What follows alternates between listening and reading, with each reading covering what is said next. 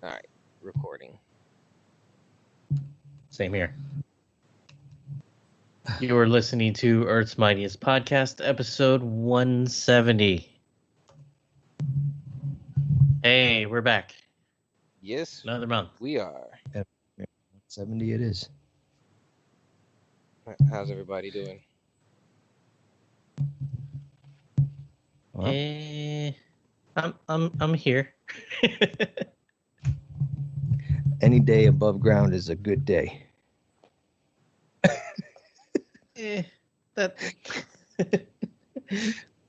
sometimes I question that. Something Ice Cube. Yeah, just like just like if the kaiju starts showing up, or like a meteor shows up, I'd be like, we probably kind of deserve it. You want to know what's real messed up? I was watching Endgame, a little bit of Endgame. Earlier and then. Okay, I'm not gonna try to break into a total tangent first thing off the bat, but have you guys seen Utopia? No, not yet. On Amazon Prime? Yo, it's about what happens in America when a coronavirus turns pandemic. It's almost as if when a pandemic turns pandemic. Oh, like a coronavirus. They literally talk coronavirus, and yeah, yes. Sorry, but it's like you'd think they were filming it like as we went, but it's the person who directed Gone Girl. I can't think of her name right now, but she's pretty good. Ben Affleck? No, directed. Ben Affleck did not direct. Yeah, directed. The girl, she's good. You know what I'm talking about, Corwin. I know you do. If you want to scare yourself super silly, like, so John Cusack plays the much maligned big pharma guy who in fact, is trying to Thanos the planet. So it's like the more I see of that, though, the more I'm realizing, I mean, I don't really have a really solid argument against.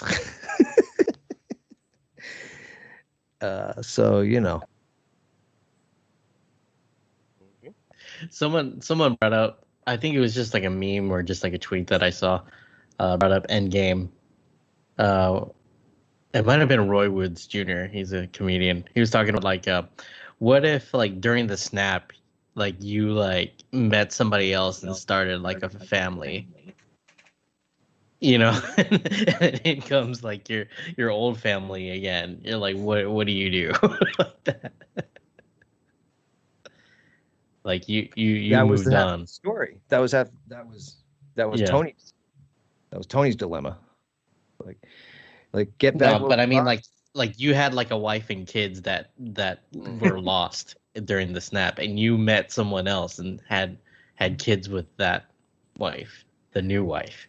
Yeah. So like, what do you go back to your old family, or do you stay with your new one? You're like, I don't love you anymore. They will probably tackle that in one of the TV series or one of the movies. I'm sure it'll come up. It's too crazy not to. Yeah. I feel like I've seen it covered in maybe a different way. Like you see things about like a soldier who's like listed killed in action, and then they were a POW and they come home, but the wife is remarried and blah. Like, isn't that something? I swear I've seen that, or maybe they even did that on Family Guy. Maybe it happened on Family Guy. But yeah, anyways, we already went way off. Just been, for me, it's just been busy. A lot of commissions. Keeping busy. Yes. Keeping those hands so busy. Hands working. Yeah. Yes. So very busy, the hands. That's because the idle hands do the devil's work. Gotta get that money. And get that money, of course. The Twitch streams have been fun. Nice. I keep saying I'm gonna do it, but then it wants me to give more money. I thought I had given money, but I think that was last year or something. I guess if the money goes to you, I should be okay with it, but I'm trying to do it at the time when there's no money for giving. I'll get there, I promise. You mean Amazon Prime? No, but it's when you try to like, I think you know what it is. You get one free subscription, right? Per month. Yeah. Per month. Mm-hmm. You have to like renew it every month, or every month you can subscribe to a You could different channel. rechange it. Okay, I think my first one was Jim Lee. Jim so Lee. I was like, yeah, he was doing like art. He was drawing, and I just like found it on Twitch one day. He was sitting there drawing Supergirl, and I was like Was it for completely charity? in fact, like I couldn't look. No, he was doing it every week, like probably for charity. I don't know, but like it was amazing. And I'm sure that the streams are still available on Twitch. I recommend looking for them. It's just once a month you can subscribe to right. a channel. Clearly, I you don't have to do mine. don't care much do. about my friend. I haven't tried very hard enough. I'm sorry. You should subscribe to a channel. It should be yours, really. It really should be yours. You can. I mean, I'd appreciate it. I mean, if you were like my friend or something. Right. Whatever. Just like a simple I said way that to show. Yeah, I said that to Corey. I mean, if you consider yourself a good friend of mine, I mean, but whatever.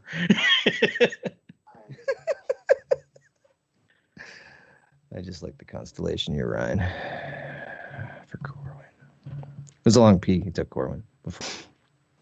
Oh, I guess we have established that.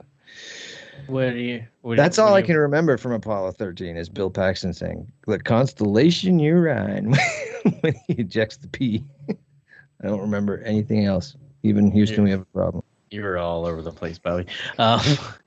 Corwin, what have you been up to? Nothing. Constellation Orion. Taking care of these kids while this COVID situation is going on with the school from home stuff and work. It's just same old busyness. Yeah. Ugh. Trying to find some decent shows to watch. I'm gonna save it for EMBS, but when Bobby said Amazon, I just remember this show called Upload, which is more of a comedy, but I was actually surprised at how good that damn show was. That's Robbie ML. That's Arrow's brother there. The lead girl in there, ooh, she's so damn cute. Yeah. Smoke show.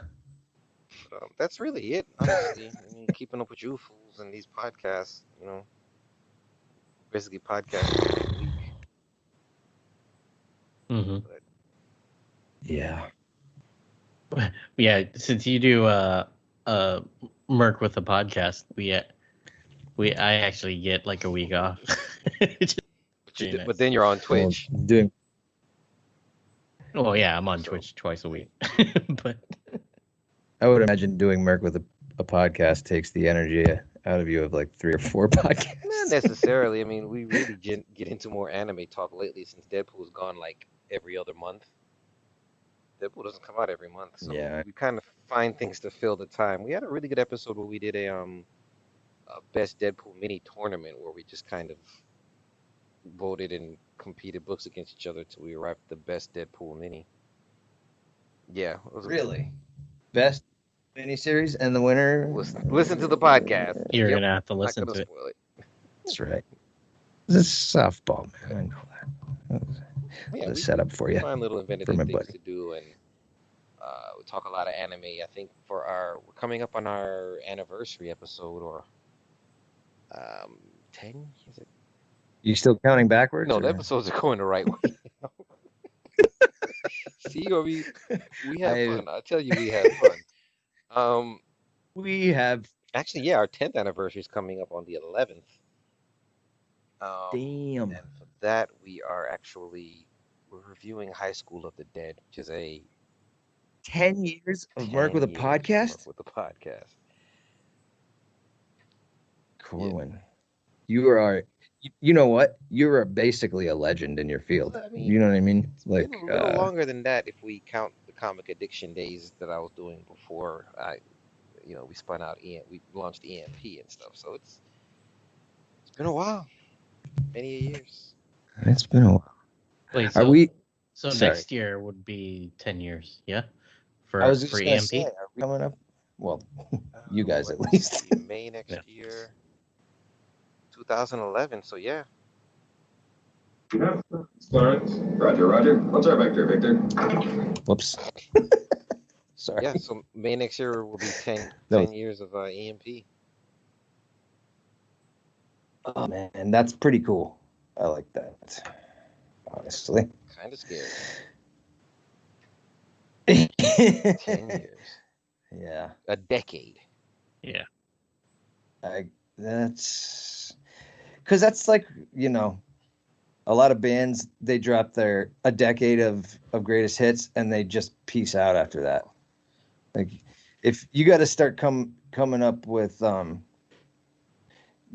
we got to make our presence known. Like, we got to have a reason to be right. I'm not saying we should pack it in. I'm saying it means you've been kicking rocks with the best of them. If you know what I mean, like, And it's a long time. So we've been mixing it up. So we're starting to do 2 episodes of Evangelion for each podcast episode. For our 10th anniversary, I need to catch up. I need to start watching the High School of the Dead anime, which is I've seen it before. Seen it, yeah, right? It's a lot of TNA, but it's gory and we're gonna cover that for the 10th anniversary episode as well. So it's honestly perfect. Find lots of ways. It's honestly perfect. Is that something you'd watch with your parents in the room? No, that has nothing to do with whether or not an anime is perfect, but no, obviously. No, I mean, to be honest, you could. You can't sit and watch if you can't sit and watch an anime with your parents, you got bigger problems, right? Like, we're gonna try to get through this next 4 years, and people are gonna have to be getting used to watching it with their folks, because shit's gonna get grittier. Well, I mean, for our generation, easy for you to say. Right now, I watch stuff with Gianni all the time, but for like my parents, I don't know. Ooh. Especially the TNA stuff, you just have to kind of like, it's like, watching softcore porn with your parents in the room sometimes. It's like, yeah, uncomfortable is what. My dad came over the other day and showed me some pictures of the pot plant he grew, and asked me what to do with all the. He was like, I have so much. I don't know. He was like, Bob, people are coming up from the neighborhood to me, and they're just saying, Mark, it smells like weed in the entire neighborhood. What's I can't just say his name. You're gonna have to beep that out. But yeah, he's my dad's killing it. His first plant, he overwhelmed himself. He's pretty excited. He's got that green thumb. Yeah, he's well, it's better. It's less things for him to break that way. All right, bye. Talk to the folks about podcast reviews and Patreon. Okay. So, yeah, in the world, in the ocean of podcasts, the podcast review system is our lifeline. It's a way for you to let us know how we're doing and give us the support we need. You can do that on pretty much all the systems now, but we really like it on iTunes. We really like it to be 5 stars if possible. It's just so much easier for me to read when I have the actual Google document in front of me. But all right. I thought so you can support us on Patreon, patreon.com/empcast. For as little as $1, you can get our EMBS episodes as they come out, like the week of recording. Classics. Otherwise, you would just get it. You can still get it for free a month later, and then you can also, there's higher tiers for like swag, like mugs and sketches and some toys and stuff. For a really high Patreon tier, I will personally insult either your mother or your father with names if you want. That's another tier. Is that the name? You're gonna have to leave a 5-star review and message that to Bobby, because that's the only way you can contact him. See, that's right. The only inroad to my layers. All right. With that, let's start the show.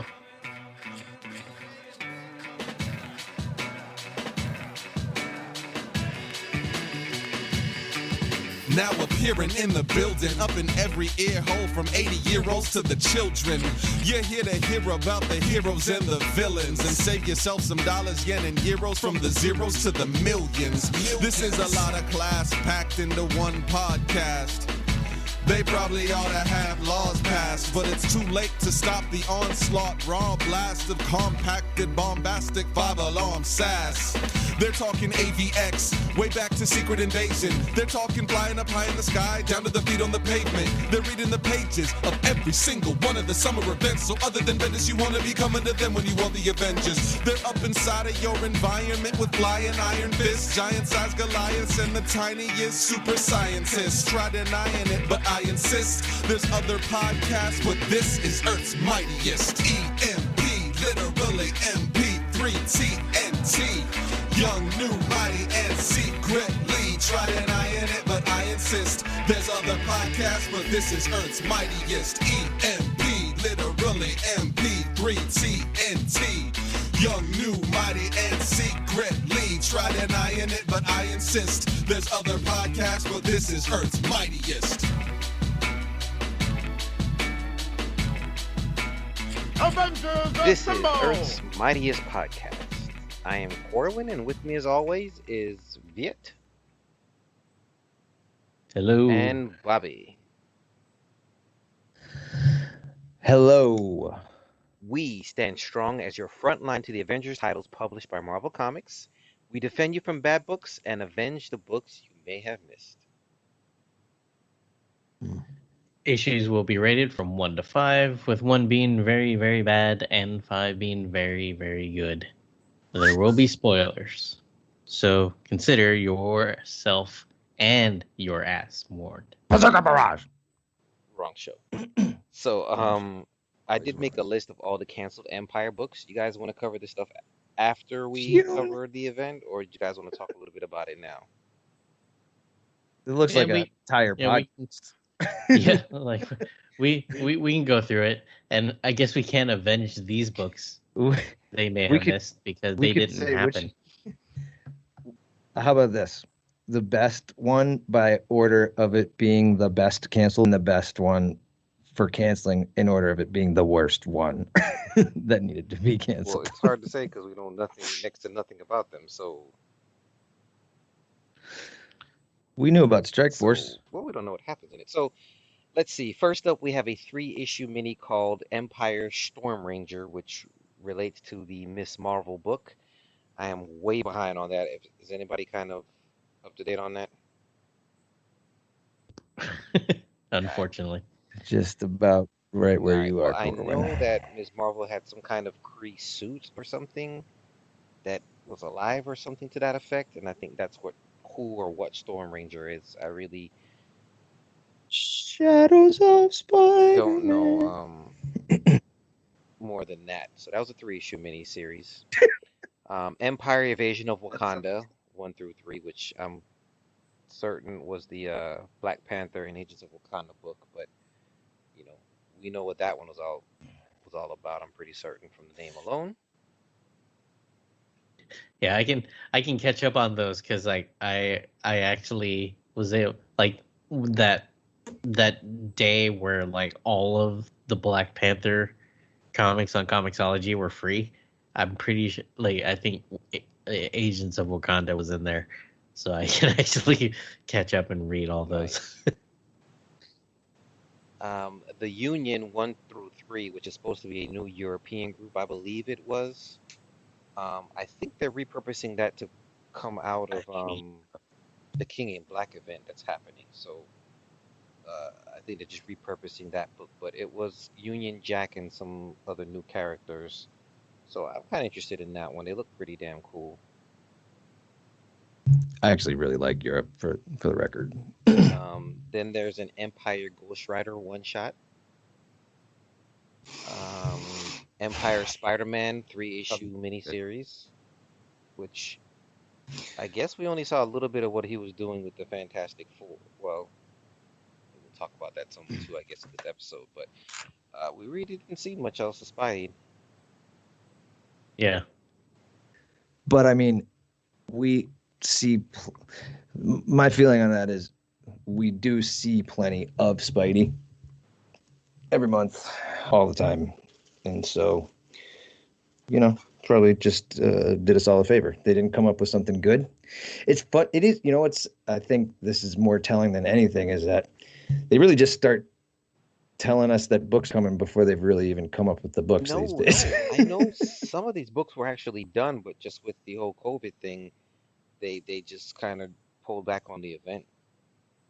I know some of them were done, or at least mostly worked on and mostly finished. So yeah, they just pulled the plug on the event due to COVID. They scaled it back. Makes sense. Empire Squadron Supreme, I think it's a 2-issue miniseries, which would have probably tied a little bit back into Jason Aaron's run with Phil Coulson and his Squadron Supreme. Empire Thor 1 through 3, which I think we kind of got some hints about, because, well, did we get into what Thor does with his? Well, I'll spoil it here. It doesn't really matter. At one point, Thor uses some powers he got from Gaia, some kind of Earth powers, which I think is coming up. Actually, one of the books we talk about today. Mm-hmm. I think this little mini series just kind of explains how he got that power, tapped into that power. So I think that's a missing element. Yeah, I mean, in the book, like, he was sent off on a quest of some kind, and so that that would make sense for that book to be about that. I think the Empyre Immortal Hulk is probably the She-Hulk one, so take that off the list. And then we got Strike Force number 10, which is probably. Did we get a little bit of that team at the beginning of Avengers? Empyre Avengers number 1, when everybody's splitting up? I don't think they were in that group. We're taking this to mean Strike Force is canceled, it right? ended with issue 9. Oh, it was. I mean, did it end, or it was supposed to? It was supposed to go into this, but they cut the series short. Okay. So there you have it. Sorry. All right, let's finish this Empyre series off. All right. We got Corwin. I'm up first with Empyre number 6. Ooh, I get the last issue. Story by Al Ewing and Dan Slott. Script by Al Ewing. Art by the wonderful Valerio Schiti. Colors by Marte Gracia. So, in Avengers Mountain, we see that Tony Stark has finished assembling Mr. Fantastic's new armor. Meanwhile, in Wakanda, how do you say his name again? Qua and Swordsman are standing. Standing over a defeated Black Panther. Meanwhile, off in space, Hulkling is fighting the Skrull who was impersonating him, who we haven't quite been told who it is yet, but I'm sure we kind of have hints because she showed her face before. Anyway, Tony sends Mr. Fantastic to go help out while he does what he does best and tries to build some kind of armor to help the planet. In New York, we touch in with the new Fantastic Four, Wolverine, Spider-Man, and the Fantastic Four kids. And they're dealing with the, Omni-Wave Projector, which is something that goes way back to the original Kree Skrull Corps. So war is everywhere. Teddy and his crew trying to deal with the traitors in the Alliance, while Wiccan takes Captain Marvel and Human Torch out to the sun to stop the Pyre weapon from was going to send the sun into supernova, right? I was going to say destroy. They were trying to explode the sun. Explode it. She-Hulk is still possessed and is fighting the Thing and throwing down, even though Mrs. Fantastic tries to help, or Invisible Woman tries to help, and eventually she just gets fed up with things and she helps Ben try to put the She-Hulk down. So all of these things are happening at the same time, and eventually the Fantastic Four kids were able to free the Skrull and the Kree child, who were the living embodiments of the history of the war between the two. They were able to destroy that projector, which was making all the Kree and Skrull fight each other, basically bringing all their hate to a boil. They were able to stop that. Mr. The Invisible Woman and Thing were eventually able to bring She-Hulk back. They don't quite explain what happens, but she's back, and then Teddy and their crew were able to defeat the Hulkling imposter. So that just boils things down to Qua and Swordsman in Wakanda, to where suddenly Black Panther is back up again and fighting. He basically uses his powers to slow his breathing to where they thought he was dead. In comes Mr. Fantastic with this armor that is able to send out sonic frequencies that messes with Qua's control of plants, basically taking his powers away from him, and in comes basically everybody in Wakanda. We got Thor, who's hurling green lightning and glowing, his Mjolnir is glowing green. We've got the Savage Land Avengers are here. Doctor Strange is here. Wasp. Yeah, they bring the whole crew in, basically. So they all go to war. Meanwhile, in the sun, Captain Marvel and Human Torch are trying to siphon off some of the heat to slow down the reaction that's going on in the sun, when they're joined by, was it Captain Glory, I think? Captain Glory and the half Skrull, half Kree magician, I forgot her name, but they all join them there. Then on the Kree mothership, we learned that, of course, the false Hulkling was his grandmother, who Hulkling was able to put the Iron Mask on so she can't transform, and he captures her. So that ends that battle in space. Meanwhile, on Earth, of course, everything's going down. Thor uses his... he actually uses the word colonizer, which I thought was kind of funny. But he uses the mother... Go green lightning. Go green lightning. Exactly. And he says, I am Thor, the Gaia's son. I have quested long to learn my mother's way, to learn her will. And to those who control her, bound to use it to take life, her greatest gift, I say thee nay. And he lets off a huge green lightning, which seems to destroy most of Qua's forces. Black Panther does get the upper hand on Swordsman, who turns into a damn coward and holds his own son hostage, telling the Avengers to let him go or Qua dies, which, wow, I thought was pretty terrible backsliding for him. Black Panther is able to use the Star Sword to stab him and the plant that they were growing, which kills off the weapon that Qua was trying to grow, and forces all his troops to surrender. Of course, Qua is still upset and refuses, even though he's captured, he refuses to surrender, saying he was in the right. Then all across the world, we see the Katati are surrendering, and Black Panther sends the sword back to Teddy, who's victorious on the ship. Long live the king. Kings are cool. Hardcore. The art in this is just so freaking great. Yeah. Story. Yeah. Yeah. pretty much. I mean, for this to be Hulkling's like the culmination of his, it's kind of a letdown from that standpoint. But the art's awesome. It's really good.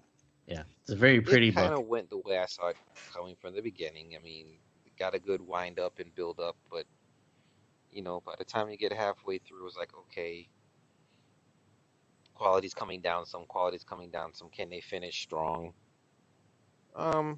It was cool. I don't think it needed to be as big as it was.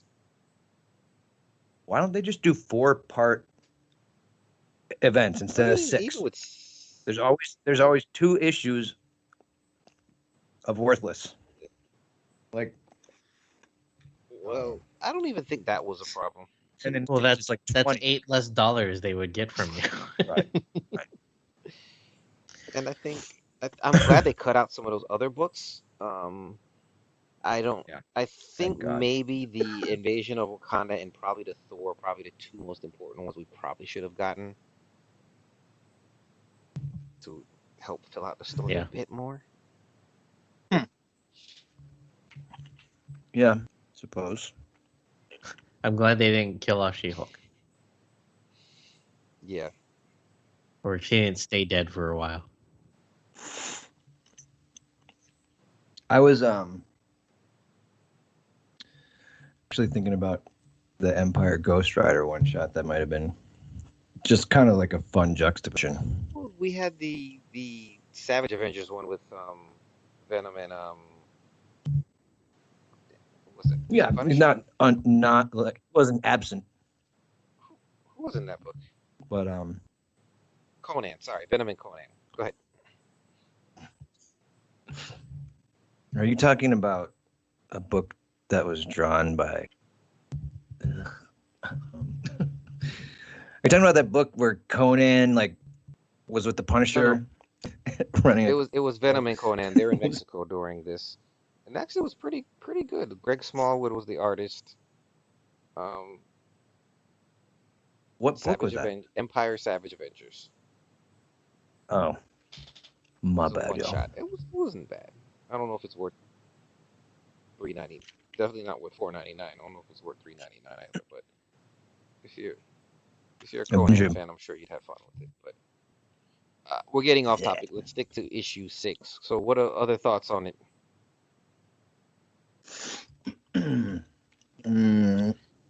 Yeah, it just seemed like I didn't throughout this whole thing. I didn't really feel like the Kotati was they didn't feel like a threat, as major of a threat. Even though they're still they were basically winning throughout the book, I had no doubt, of course, that they were gonna lose.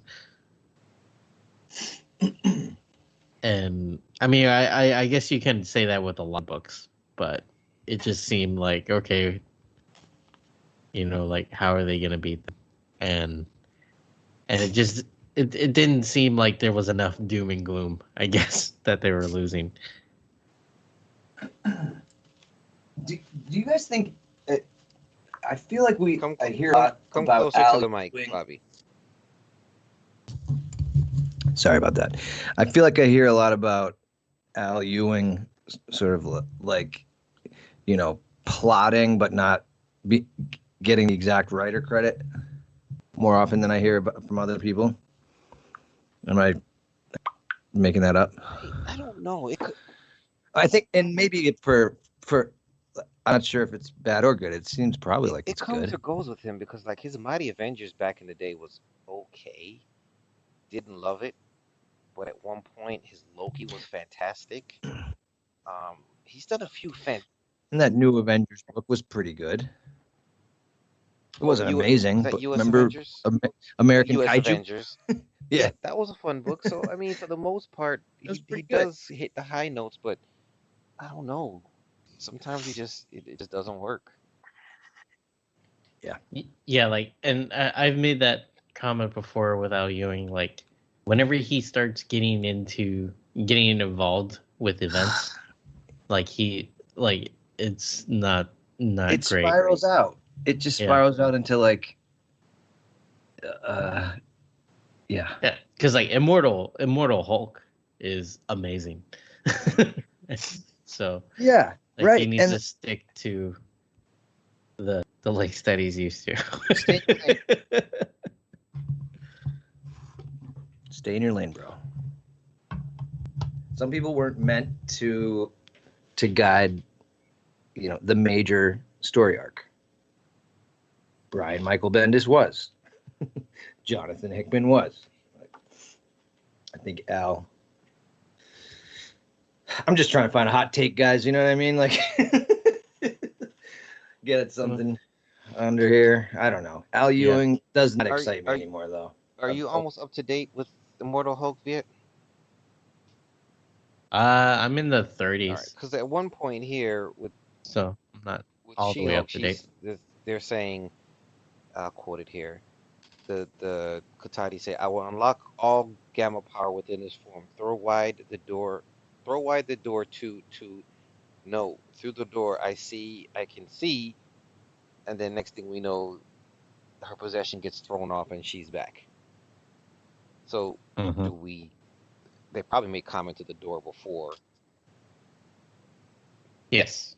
Yeah, that's like a thread in Immortal Hulk. Okay. The door thing, right? Yeah, like essentially, like Hulk in Immortal Hulk, there's like multiple personalities, like multiple versions of Hulk that are just kind of are dormant throughout. Like so, the like Bruce, and then like his dad is also involved with all that stuff. So there's sort of like a it's almost like a separate, like there's like a gamma world, right? That's like almost like a separate hell kind of thing, where like the gamma powered people go, and then now they're able to like come back. Are they playing up like the Ang Lee movie where his dad like played with his genes and stuff? Almost does sound like that. Well, yeah. Well, I mean, his dad is not a good person. We know he was abusive. I'll just but leave it at that. I was curious if they played with the fact that he messed with Bruce's genes and. Mm-hmm. He's an Ugnaught. That in the comic now. They don't really specify, but yeah, he's just not a good person. Then he kind of takes over the Hulk for a little bit and things of that nature. Okay. I mean, you see Nick Nolte, he's drinking and driving, taking photos that are outlandish. He's cavorting with DeLoreans. It's ridiculous. Dogs and cats living together. I don't know why for some reason I completely missed the green meme until you started talking about it. I guess that's how much I was paying attention. Well, I mean, hey, you got orange people and blue people and purple people when they're dealing with the sun.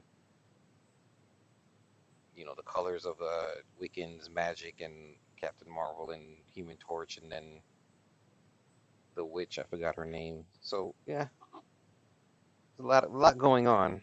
Yeah, it just seemed like I don't know. It seems like very typical Marvel event, right? Where like they spend 2 issues like going off on this like a deep dive into the side story that doesn't really matter, and then they rush the ending like in 1 issue.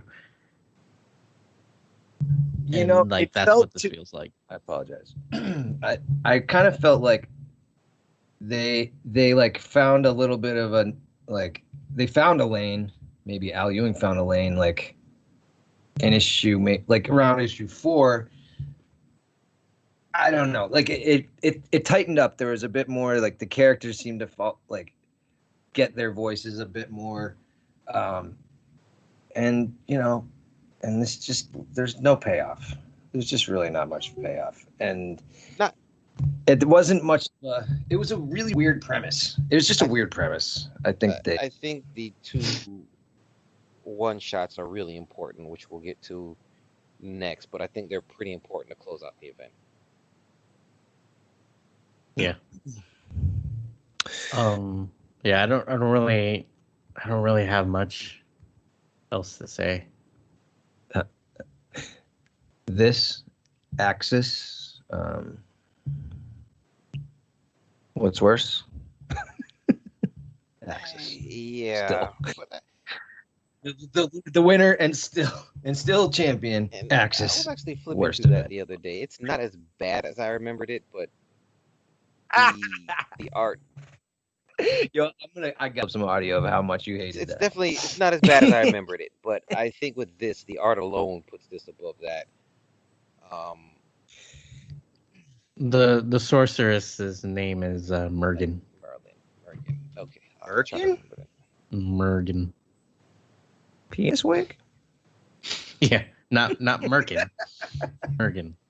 Hey, that's a little bit too close for comfort. Valerio killing it. Oh, yeah. Killing it.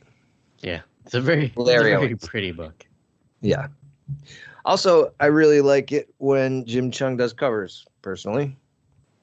I know that sometimes they're a bit derivative. I like his work a lot.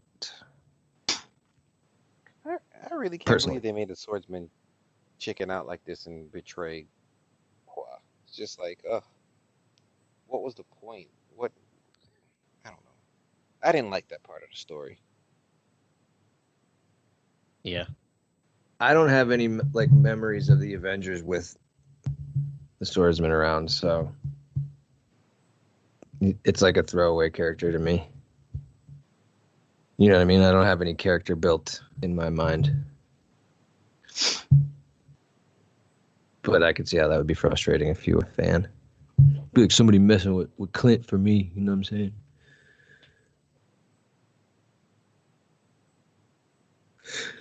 Whew, boy. All right. Well, let's just throw these grades out. 3.5 events. I'm gonna give it. The art definitely bumps it up, which gives it 3.5 green lightning. Green lightning. Can you say episode title? Yeah, I'm gonna give it 3. 3 She-Hulk Returns. Why not? All right, Viet, you are up next. You want to take us into our next book?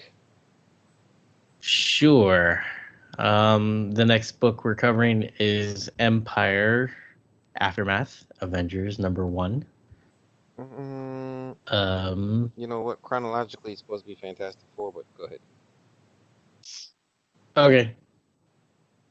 Do we? We'll just go ahead and do it. All right. Empyre Aftermath, Avengers #1. Written by Al Ewing, art by Valerio Schiti, or Skitty. I don't know how to say. Colors by Marte Garcia. We get a flashback on what happened to Hulkling's mother, Anel. Anel tells Empress Raquel that she had a baby with Captain Marvel, and this is while Galactus is destroying their planet, by the way. And the Empress basically pieces out and just leaves her to die on the planet. And knowing that Hulkling is out there, and she basically gonna use him as the future for the Skrull Empire. And then we see that she takes on the identity of Tanalf, the pursuer. But now she's imprisoned, with the mask thing that she had Hulkling in. Then we jump to Hulkling and Wiccan's official wedding, and there's some good interactions there. We can talk about it in detail later. But the big thing is that Agent Brand shows up, bitch slaps Captain Marvel, and says she's quitting Alpha Flight. And then Hulkling sentences Super Skrull and Captain Glory to be diplomats for peace because they've killed way too many people, and Captain Glory refuses to take that and prefers to be imprisoned. And he said, like, only saying that he's a weapon and they're gonna need him eventually. And then we jump to the future where we see a beaten Captain Glory, and Hulkling is defeated, and everybody else, and we just see Agent Brand standing over them. Well, okay. Well, you kind of skipped the prophecy, which is probably the best part, because Hulkling's grandmother tells him, let me find it. She says, "Your empire will shatter and the last light will dim, and the allies you cling to, Earth, the Avengers, Alpha Flight, they will allow it to happen. Because whatever form your strength takes, even this kindness you're so strangely proud of, it's still stronger than they can imagine, stronger than they can bear. The day will come, my grandson, when they don't assemble for you, and you will die wishing you had listened to me." They don't assemble. Damn. I thought that was a great speech. So then, of course, when they skip to the future and all of a sudden, he's just saying, what does Hulkling say? He says, "I'm sorry, Captain, all of you. Grandmother was right about more than I wanted to admit. My friends, my enemies, the Earth, Alpha Flight, all of it. I should have listened." And then that's when Brand comes in. So this is supposed to be some setup, I think, right? For this is the prelude to the next. Well, I don't know a lot about. You guys probably know more about this than I do, but my understanding is that this has been set up for a while. This is like the long time the real cosmic event is still down the road a bit, right? It's hard to say if it's cosmic, because if you look at the symbol on Brand's chest,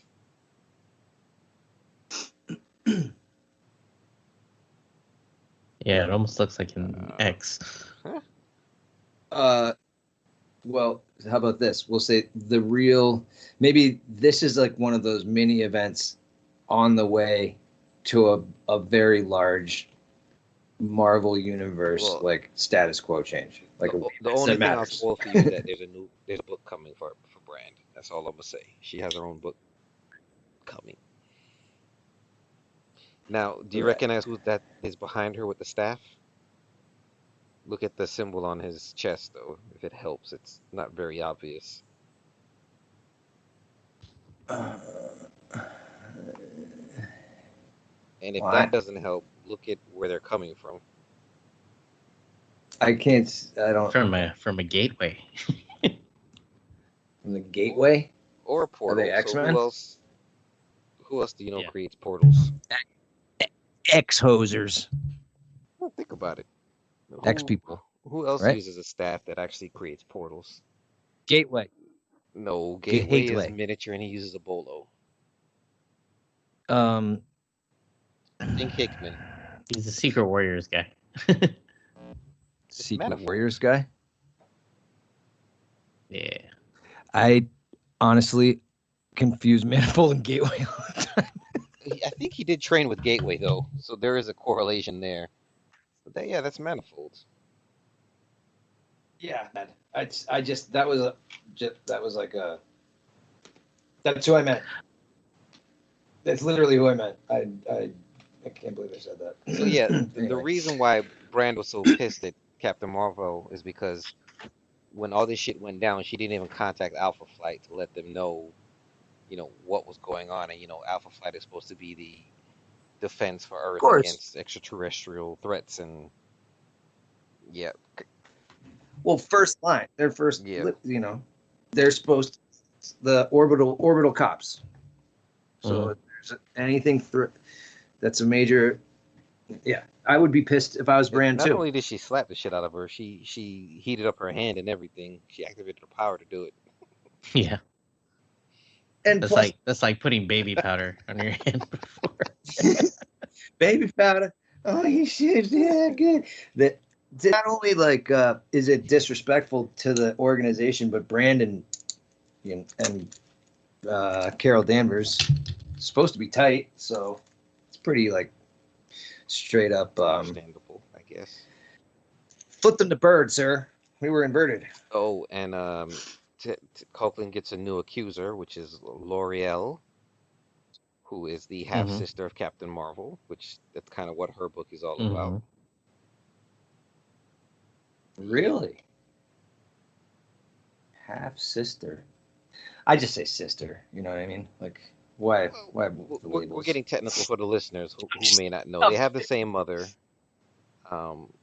different father, but I think she was kind of some identity genetically engineered as well. So, but she's a cool character.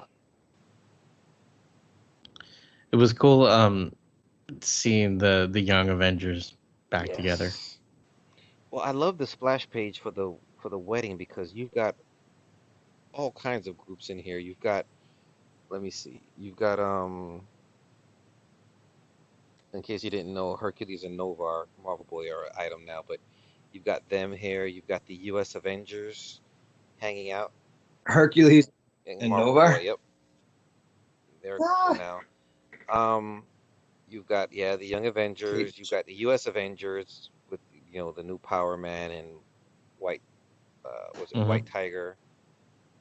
You've got some of the Avengers here, or Bobby and Sam and Smasher. Yeah. It was a cool little thing. You got Pod and what's her name? You got an Al Ewing. Tony Ho. Yep, you do. Yeah. Songbird. Some of the Guardians sprinkled in there. So all the kind of stuff that he worked on. Yeah. It's fairly cosmic at this point. Fairly cosmic. I mean, Sam and Bobby are cosmic characters. And I feel like they sprinkled in some creators. Like there's on the right hand side, there's these this drunk Kree sitting down with the green scroll standing over them. They look too human to just be background characters. I feel like these are either the creators or the editors or somebody that they kind of drew in there. Probably. All right, we'll draw you in. You have to imagine at this point how often does that request come in? Yo, can you just draw me in one book? Yeah, it doesn't work unless you can tell who they are. Oh yeah, the West Coast Avengers are here too. Only one person needs to be able to tell who Hawkeye it is. and her crew. Are also back there. So Katie rolled to the club. I love the next page where I guess Captain America is like saying is like we should have brought on we should have put the Young Avengers under our wing and let them be heroes. And he goes, we should have, and then Tony Stark goes, registered them. And I was like, you son of a bitch. Get him. Oh, the scene where at the beginning where Hulkling's talking to his grandmother and they put her face in shadow and just her yellow eyes was kind of freaky. Yeah. Also a very, very pretty book. I mean, it's Skady it was again, so. Yeah. Definitely a better fitting ending to the series than issue 6.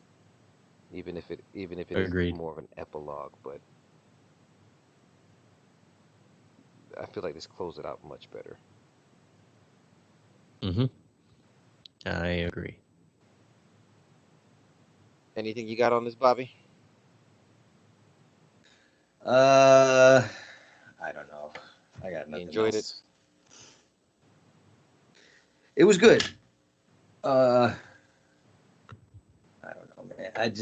I'm a little how shall we say? I'm a little whelmed by this event, generally speaking. Well, we got one more issue before we can talk about the thing as a whole. I do like. Sure. Are there 2 white tigers? Yes, there's the Wait a minute. The new one Okay. and the older one who was training her, I believe, last we saw.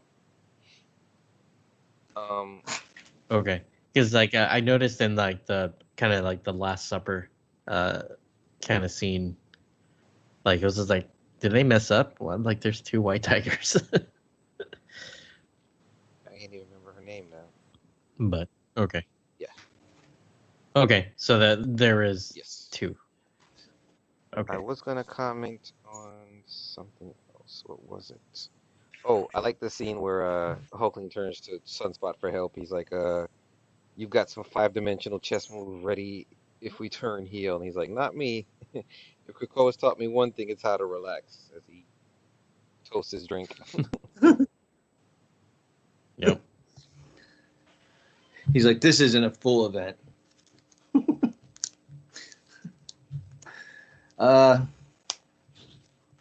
They said they met at a wedding. I'm trying to remember what wedding that was. Who said they met at a I wedding? guess she's talking to the Young Avengers that they all met at a wedding.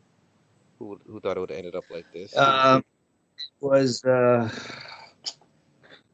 was thinking of the New Year's Eve party they're at, but that's not a wedding. I don't recall. They met at a wedding? I'll look it up one of these days.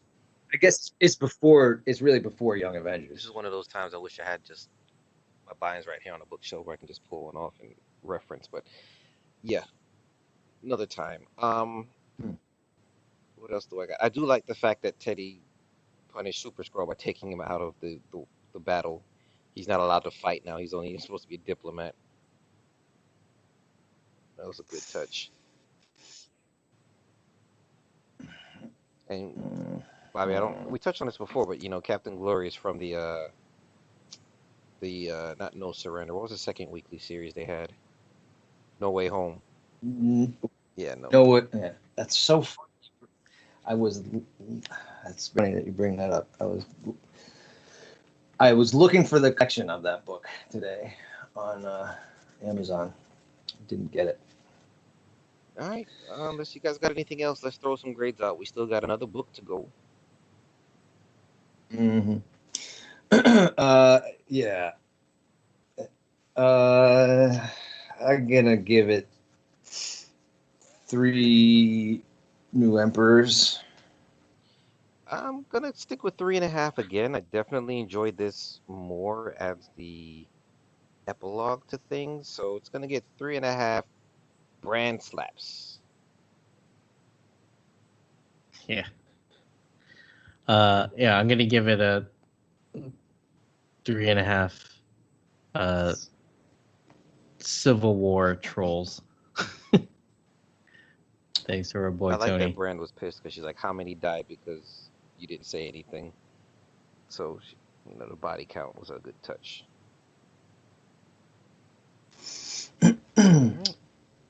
Is the cover for this is a kind of off base question, but is the cover for number 5 the one with Teddy and Wiccan? Cover for issue. Is that a what I'm asking? No, the regular cover when they're standing on the yellow disc. Cool. Yeah, that's cool. I like that. They deserve that.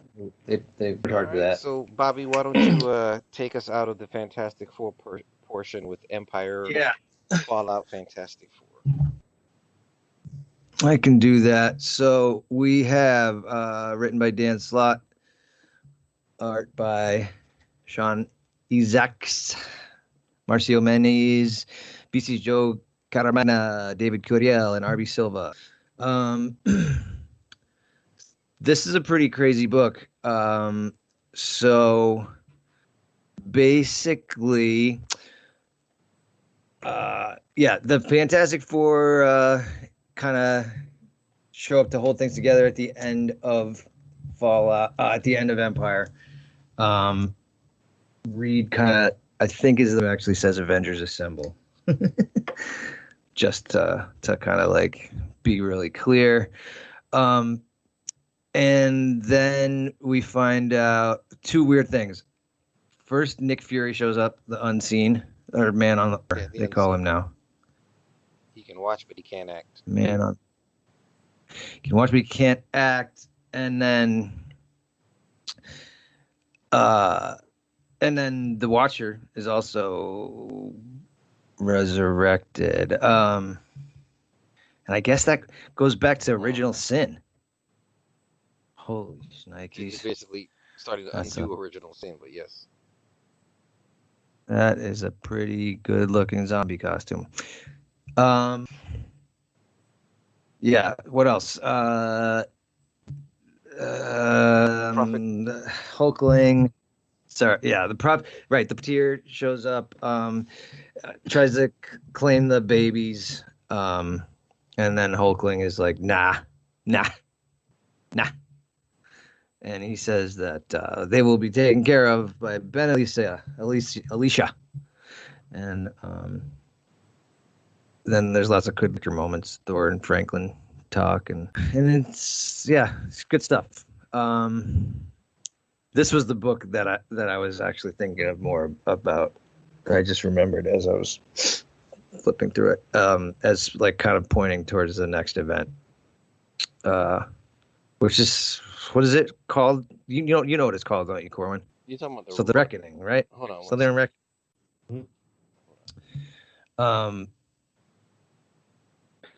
basically, yeah. Profiteer gets like another reason to come back hard, and there's like things left unsaid on the cosmic battlefield, I guess. I just don't know all of this stuff in that's going on in the background, but all right, let's let me backtrack a little bit because you kind of jumped in with Uatu and I just caught something else. So my bad. No, it's all good. So yeah, Hulkling is, of course, he deals with the kids. We learned that the weapons the Katati were using are ancient. Nobody can really say where they come from or anything like that. And even the Profiteer tries to figure it out. I did backtrack and I realized, like, the swordsman's sword, Hua pulled that from his body. He made that one somehow. And it's still the yellow color as well. So I don't know if that's related to anything. Because even the Profiteer wasn't sure, and she's one of the elders of the universe. So I thought that was a nice touch, a little mystery. The Avengers, what's the proper word I want to say? Are all the elders of the universe an ER at the end of their name? A collector, Grandmaster, Profiteer. They're doers. Those folks are doers. Most likely. But Franklin and Thor end up banishing, this is what I was looking for, banishing the Katati to a planet way out where they could never kind of come back. And even though it's barren, Thor uses his secret birthright, his powers that he gained from his Gaia, and makes it a plush, habitable planet with plant life. And they kind of banish them there. It's probably somewhere in the Outer Rim. Then we kind of get into the stuff with the unseen, and yes, the Reckoning War is what you're talking about, which is something Dan Slott has hinted at since his She-Hulk days, I believe, and during Avengers: The Initiative, it was kind of mentioned. So it's been forever. You know what? I have Initiative Volume 1 and Volume 2 sitting on my shelf, and that's what I was trying to put my finger on, like, what I had read that had given me some inkling of it, but I knew I just wasn't like totally. I knew you'd be able to tie that one up for me, Corwin. So you got them. So as the Unseen is scanning these weapons, trying to figure out where they come from, he says it predates the Elders, the Asgardians, the Celestials. He said it's from the first race, something this eye hasn't seen since. And then at that point, Uatu comes out of his eye. If you see it, the language that Uatu's speaking, do you recognize it?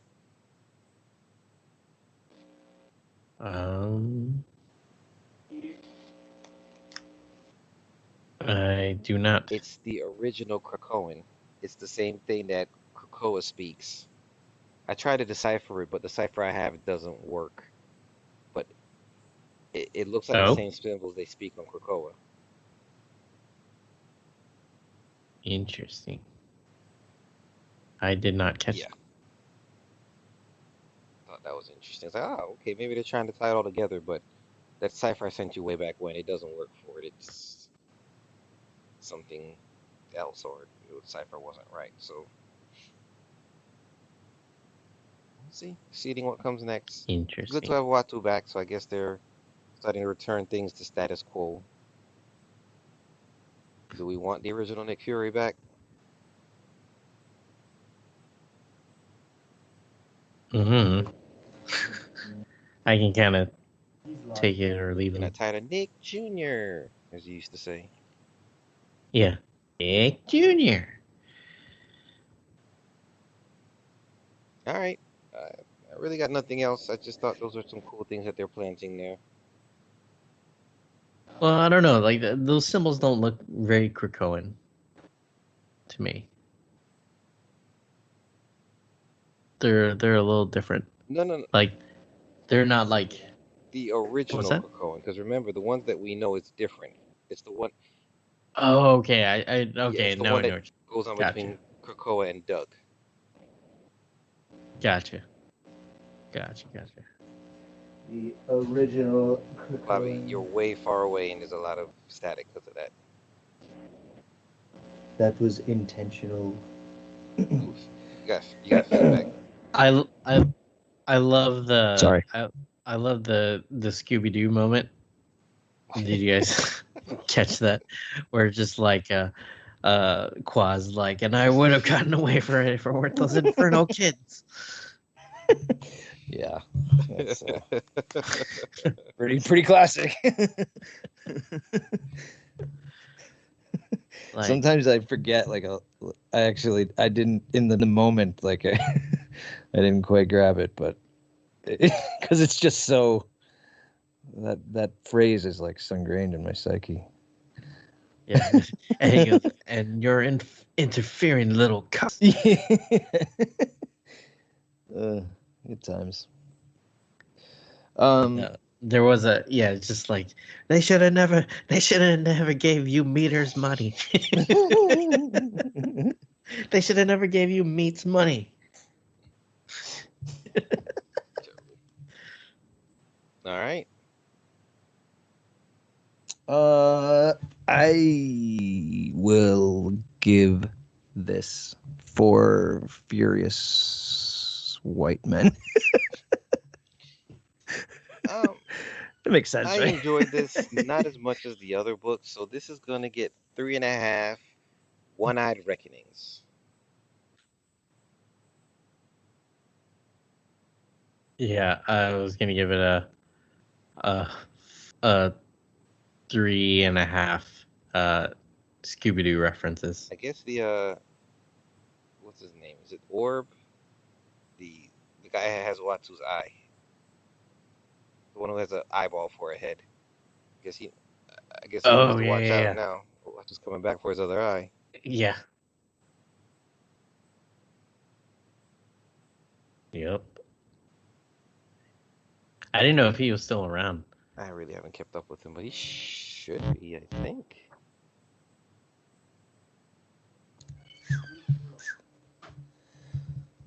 All right. One So, more? I guess do we talk about the series altogether? I guess we can. Yeah.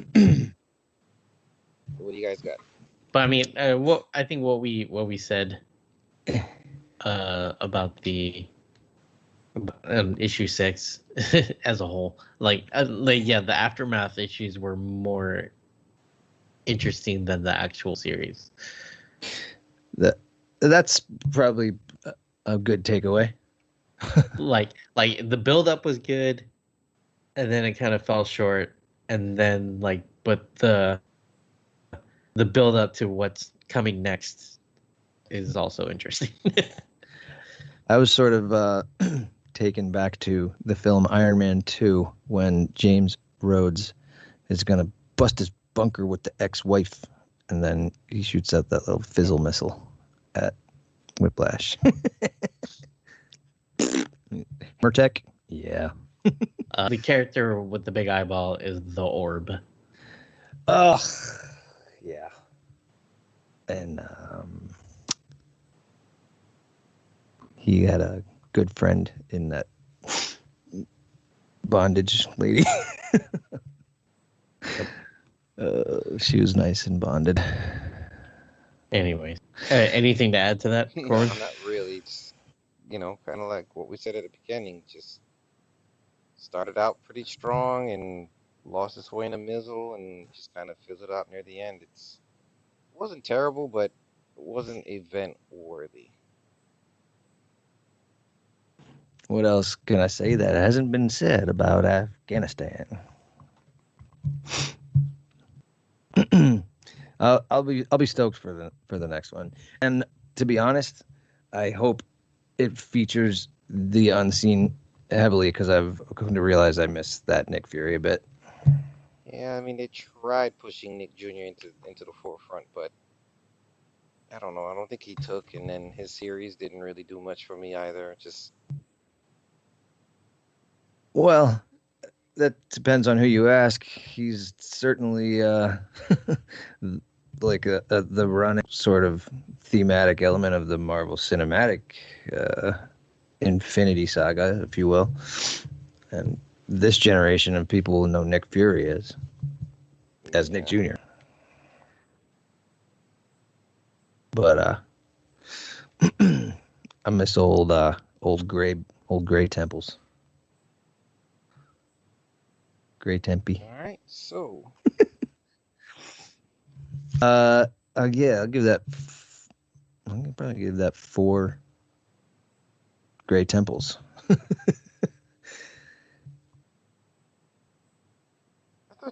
yeah, Did we do that first. already? I'm sitting here thinking, like, wait a minute. And I said the same thing. I said like 4 furious white men. All That's right, good. I'm pretty funny today, huh? Stay on task. Okay. All right. Let's go. Avengers. All right, so Fuck.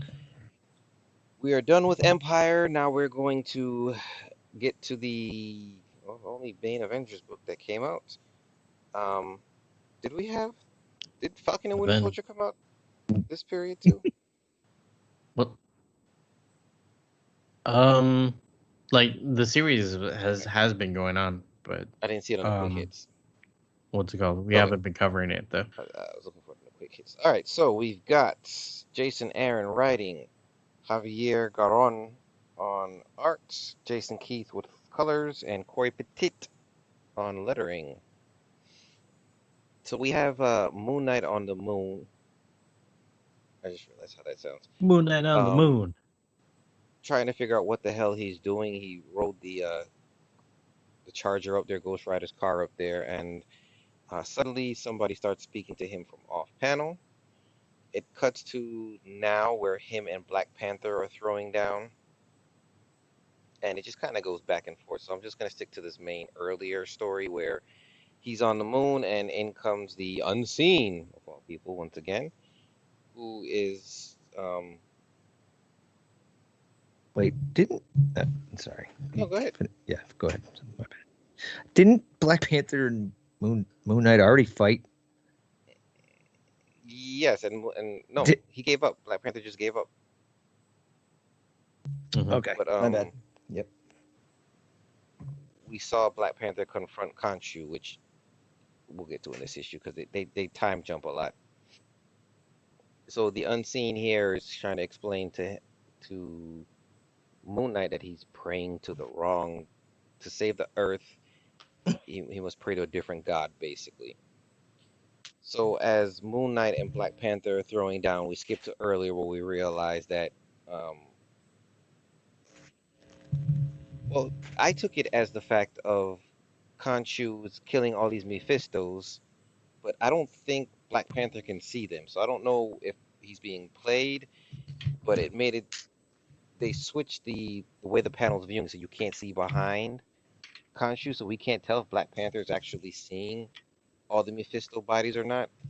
So I don't know if something's wrong with Khonshu or not, but at one point, Mjolnir actually avoids hitting Black Panther because they have a varied history. So we see that the 1000 BC Black Panther was able to wield Mjolnir at one point in time,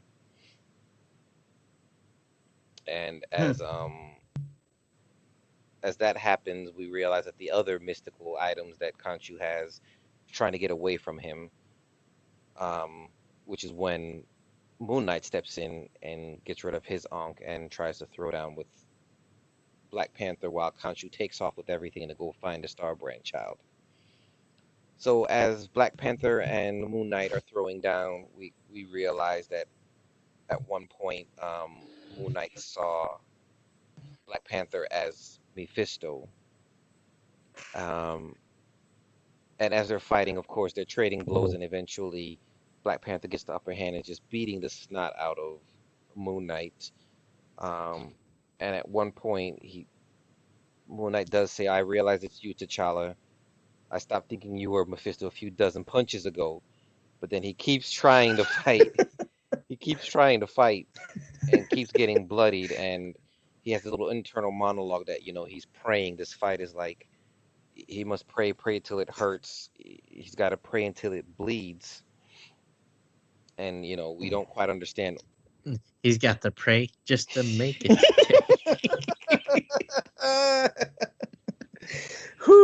So MC Hammer reference. Boom. So while this fight is going on, we see in space Khonshu has caught up to Iron Man and Captain Marvel with the Starbrand baby, who I think they mentioned still doesn't even have a damn name. And then we cut back to Earth, where the Avengers are riding to the rescue. Black Panther decides, it's not worth keep fighting Moon Knight. He's defeated, but Moon Knight still won't give up, still trying to fight. And when Black Panther, says he's not going to fight him anymore, Moon Knight pulls a Tyler Durden and starts beating up himself so he can bleed. And then he says, he's talking to himself. He says, Moon Knight says, Khonshu lost himself in fear, but it doesn't mean he's wrong. More power is needed. And that's why I had to pray and show my sacrifice, though not to the moon or the stars, to the thing that eats them. And then at the very end of the issue, the Phoenix Force possesses Moon Knight, and he becomes the Fist of the Phoenix. Okay. There it is. There it is. What? Yeah, that's what I said.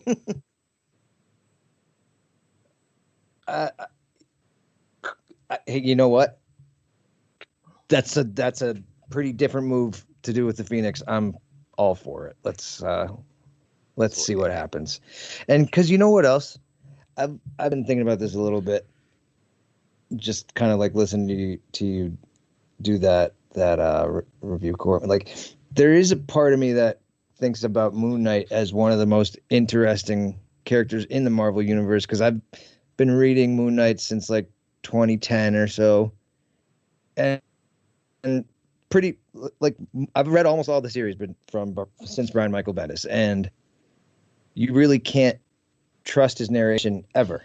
Like what you see on the in panel you can't know if that's what actually happened, and that's just an interesting kind of aspect to the storytelling that goes on there.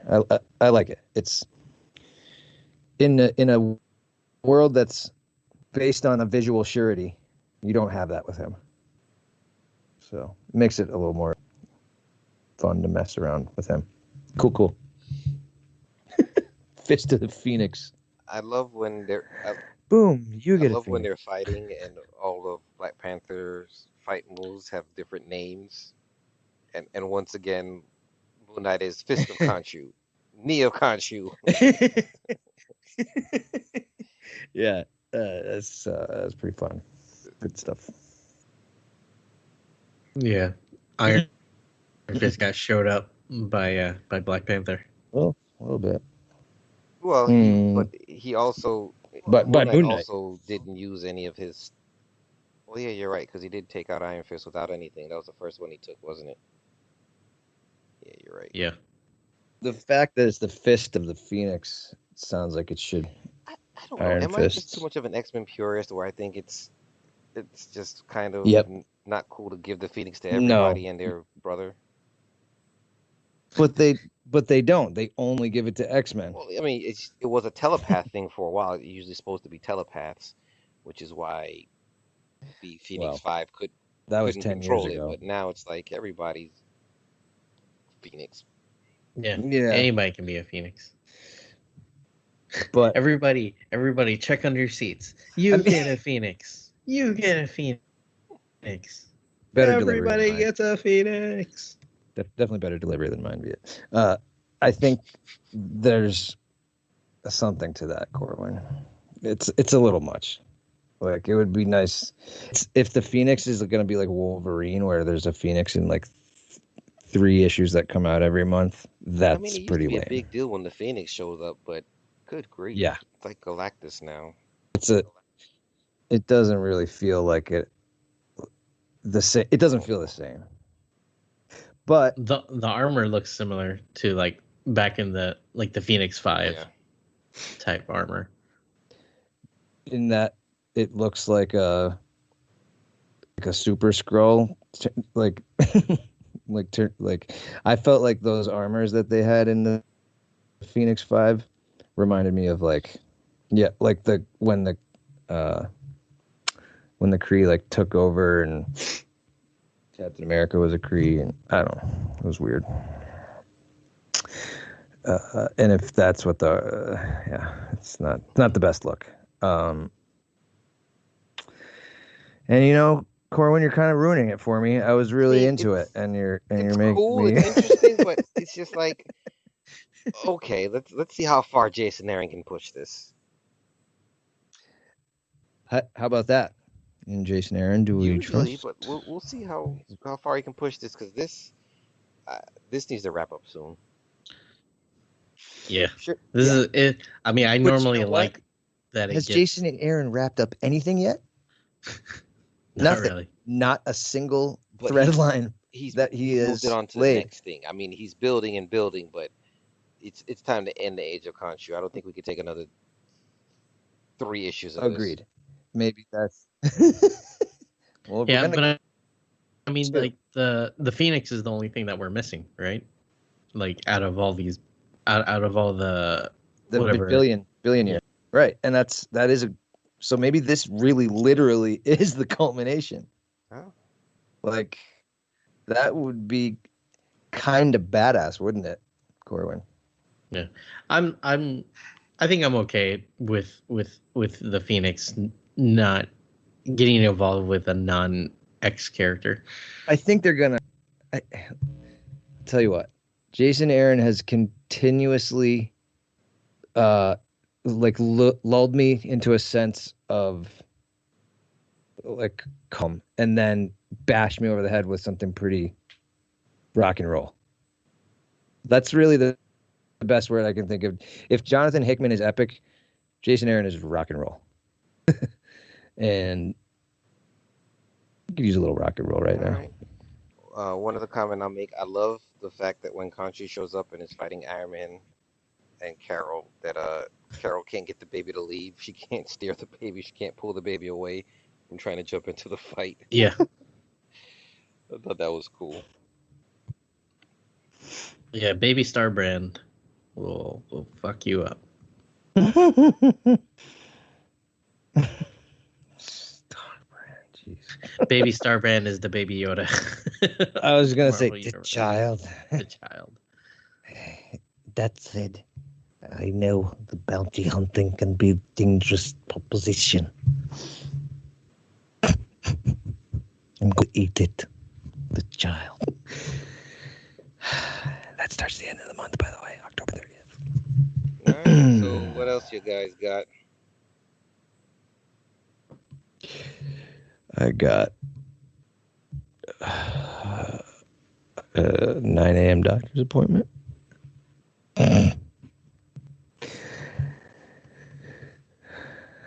I'm good. I'm feeling. I must Jason Aaron on this. I think he knows what he's doing, and I do think this might be a good. We're gonna get a closeout on a bunch of. It's like gonna be one of those things when you get like 4 lines in Tetris, you know. Huge closeout. Okay. All right, throw your grade out. Okay, I'll give it 4 Phoenix Fists forever. I'm gonna give it 3.5 Passion of Khonshu. I'm gonna give it a 3.5 Star Brand Babies. All right, that covers our main books. We do have a few quick hits we can try to talk about. Anybody read Black Widow #1? I did. I haven't. Read it. How was it? It's interesting. Yeah, it's Kelly Thompson, and you know we like the Kelly Thompson. That's why I bought it. What's it called? It for a first issue though. Like, yeah, I don't know like the direction it's kind of going. But I guess or you do know the direction going. It's going to like it's like arcade is involved, which is interesting for a Black Widow different series. The art's very stylized. Also, yeah, it's interesting. Arcade. Mm-hmm. Really? Snore. We'll see. I don't know. I saw a tweet from Kelly about how much fun she had writing this, and I went out and bought it. So I'm hoping for something really good. But it didn't like a lot didn't happen in this book, but it's interesting. It could be interesting. Let's see, Fantastic Four #23. Corn, did you read that one? Kind of just ties into what we saw in the last issue of Empyre, where they turned off that Omni Beam thingy. They had to defeat the priest of Panma or whatever it is to stop that hate wave, basically. Okay. Captain Marvel 21. The Infernal Kids. I did not read that one Bobby? either. Which one? Captain I'm Marvel sorry. 21. Oh, Right. no. Well, that just wraps up the storyline with her sister, and at one point, she ends up giving her the I forgot what the hammer is called, and then she kind of gives it back for Captain Marvel to finish the battle. So I think the Captain Marvel book really worked for me because it had her background characters. We have Hazmat, we have Spider-Woman, War Machine, her boyfriend, and even Kit from the Kelly Sue run. So it was just good to see those characters again. It was a nice touch. Nothing extravagant. Of course, it ties into Empyre, but if you're reading the book and you enjoy Captain Marvel, I'd go for it, but it's not a must-have for Empyre. Speaking of Hazmat, Metal's still dead, huh? Never came back. He wasn't a mutant, was he? No, I don't think he was. I just remember one day his powers kicked in and his face fell off, but I couldn't remember if he's a mutant or not. But nope, he's still dead, and I used to love that damn book. All right. Yeah. Kind of tying back into arcade. Good point. As well. I put Iron Man #1 in there, but I haven't read an Iron Man book in like since Bendis like had Wow. Did an issue. I don't know if did you read that? I did. Bobby, did you read it? Iron Man? Yep. No. Surprisingly, I really enjoyed it. It was like almost like I might have to start picking this up. The Slot Iron Man was cool. It started out interesting, and he got into the whole AI and Jocasta, and it was really AI oriented. And after a while, it kind of lost me. This is written by Christopher Cantwell, who is also the writer on the Doctor Doom book that I love. Um, it's a really different take on it, and Iron Man is just he pretty much went back to basic in this. It's really interesting look at what Tony's doing now. He sells his shares in Stark Unlimited or whatever it's called now, and he literally goes and buys a I don't know if it's a Mustang or an old power car, and he just literally is just going back to basics with his life, kind of lo-fi. I think even by the end of it, he quits Twitter or whatever the Marvel Universe thing is. Um, he quits it and he's going mechanical. He's going more literal, like mechanical and not high tech. So he's kind of restructuring, refining himself.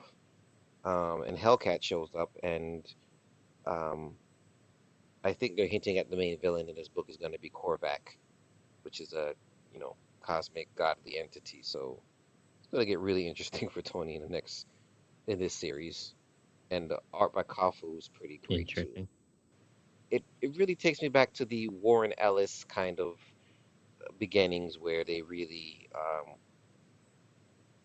brought in extremists, but they kind of turned Tony to a different angle on things, a new way of doing things.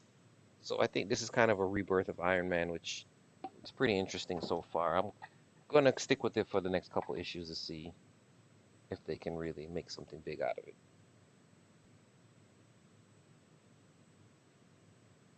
Okay. Next up, Immortal She-Hulk #1. And this is written by Al Ewing. I take it you read it. I did not. I did. And yeah, pretty much if you want to know, like, this pretty much sums up all the traumatic events that happened to She-Hulk. Like back to, like her origin. They also, they basically bring up how she's died many times. And then she kind of has like a cool interaction with Wolverine where she's like, "You've died before. How do you deal with it?" And that's kind of interesting. And then they kind of tie into the whole, like I told you about, like the sort of like the kind of like the sort of like a gamma hell that's going on, and she interacts with Bruce Banner's dad, and that kind of stuff. It was good. I liked it. Goran, did you read Savage Avengers #12? I like how you put it on me. Because I sure as hell didn't read it. Did. He lives to tell the tale. A Diodato book survived. Well, Diodato's not there anymore. Not doing anything with the series anymore. And yet, all I can remember. Let me just say this. The first page is literally clothes strewn all about Doctor Strange's sanctum. Oh, God. And then it's been violated. When you turn the page, he's floating in the air with Elektra on top of him. He's having sex with Elektra, but they're floating. And it's just like, whoa. Oh! Didn't see that. Oh! Oh, my. I was like, oh, okay. Oh! Okay. Cool. I don't remember where the series left off, but this was definitely a step in the right direction. They're putting the team back together.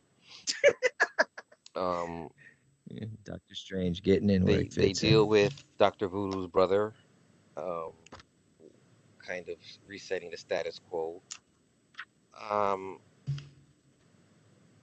Yeah, they're starting to wrap up. This is the end game where they're starting to put things together and reassemble the team to deal with Sylvath or whatever his name is.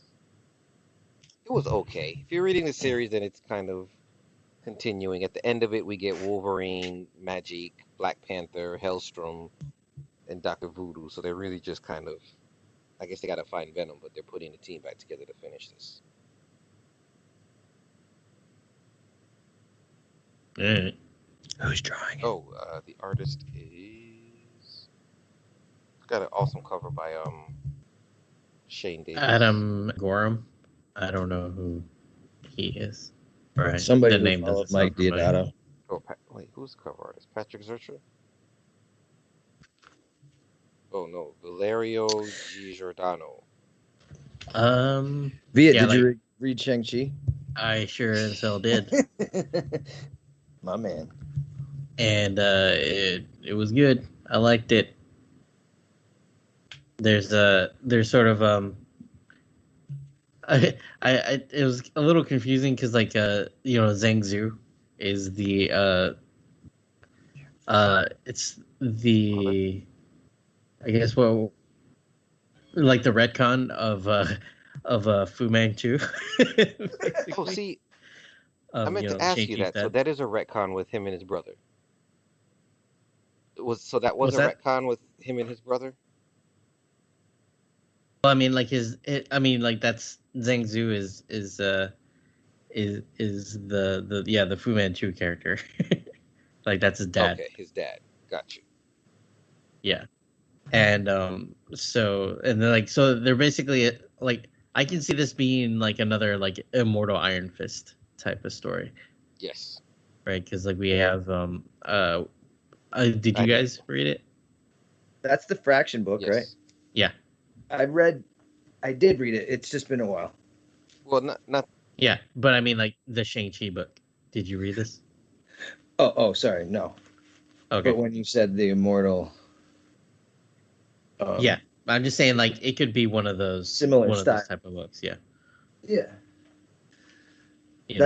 I would call that a good praise. Yeah, you got rival clans, and yeah, this has like kung fu type stuff like all written all over it, like mystical. Like Jin Lun Yang is an awesome writer, and so he's pretty much perfect for this book. Riz is gonna want to sample it for. Oh yeah, for sure. I'm down. You got anything to say, Gordon, about this book? Have we ever been privy to him having siblings before? Not that I've seen, but I like Shang-Chi, but I wouldn't consider myself like an expert. Right. And I would consider you an expert. And then the spy that showed up, I'm pretty certain she's part of his history already. Yeah, I think there was a part where, like when he was like in MI6. No, it's definitely interesting. But I don't know her specifically. Like I haven't read like the 90s like Shang-Chi stuff. How much 90s is there, like a bunch? 90s is there a 90s run? Yeah, the there was a little bit. That's cool. And then then he was involved with Heroes for Hire, and then he got involved with the Avengers for during the Bendis and Hickman run. Hey, I mean, who didn't, right? Yeah. But I'm all for this. I have like the collected books of Shang-Chi, but I haven't actually read them yet. So, like I said, I don't consider myself an expert. I like the character a lot, though. That's fair. Of the three of us, perhaps. How about that? Yeah. You get up for him. How about that? Okay. Well, it's not on the list. But I got up for some Hawkeye Fallout. Free Fall.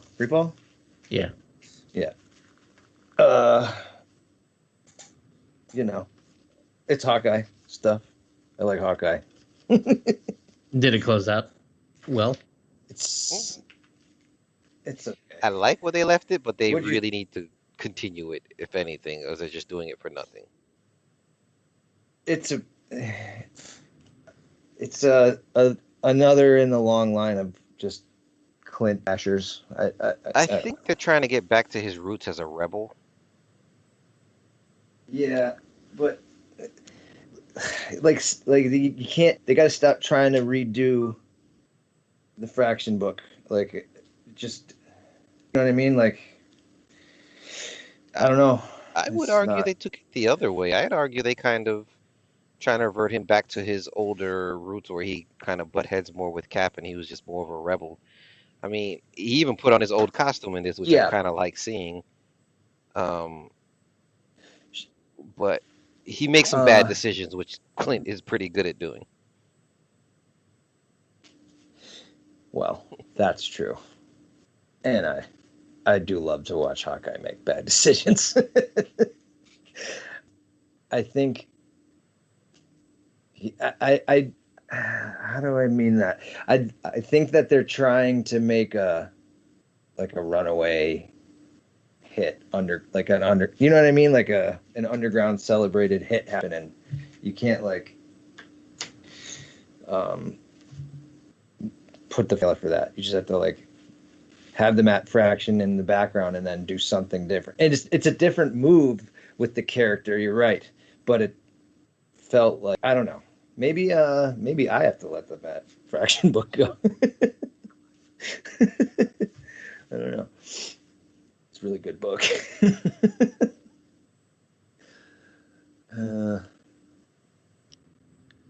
I enjoyed it. I liked having it. So if you like Hawkeye, go get at it. I did also just real quickly have to stress or say that I bought a DC book for the first time in a long time because it was called Dark Knight's Death Metal. That series is just ridiculous. It's pretty cool. So yeah, honestly was a long time since I bought a DC book, but yeah. So, whew. All right, close it out, Bobby.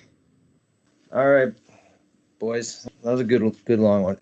You can email the show if you're out there in radio land, TV land, zombie land. Email us at emp@earthsmightiestpodcast.com. You can get on the Facebook groups, facebook.earthsmightiestpodcast.com. On Twitter, there's @EMPcast. That's usually Corwin. You want to tag the Collective Net for us and other distinguished Marvel-focused podcasters. Use that hashtag so you can get in on some of your favorite characters that maybe we didn't get enough of for you this week. I'm on Twitter, Bobby Mobetta. Viet's on Twitter, comedian Viet, and he and I are also kind of all over the nets on those hashtags.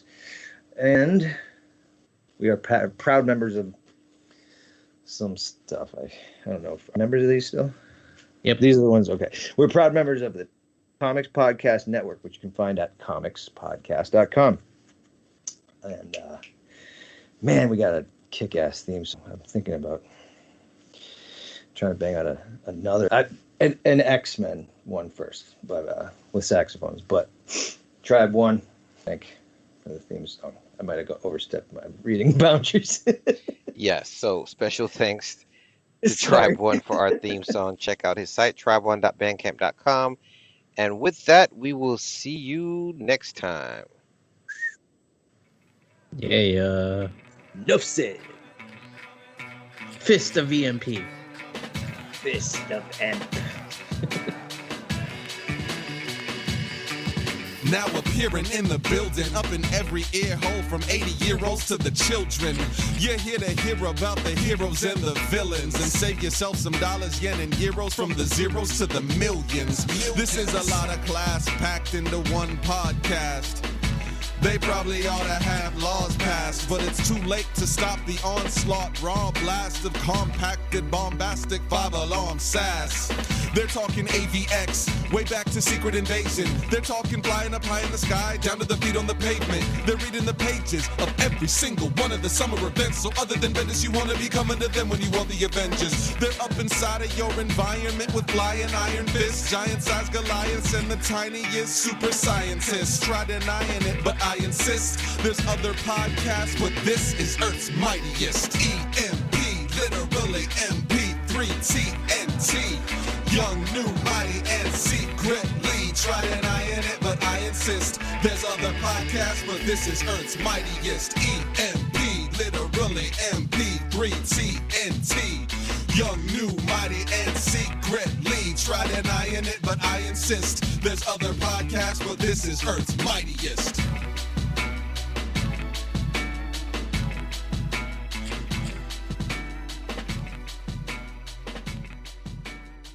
Find out more about Earth's Mightiest Podcast at www.earthsmightiestpodcast.com. Earth's Mightiest Podcast is not affiliated with Marvel Comics in any way.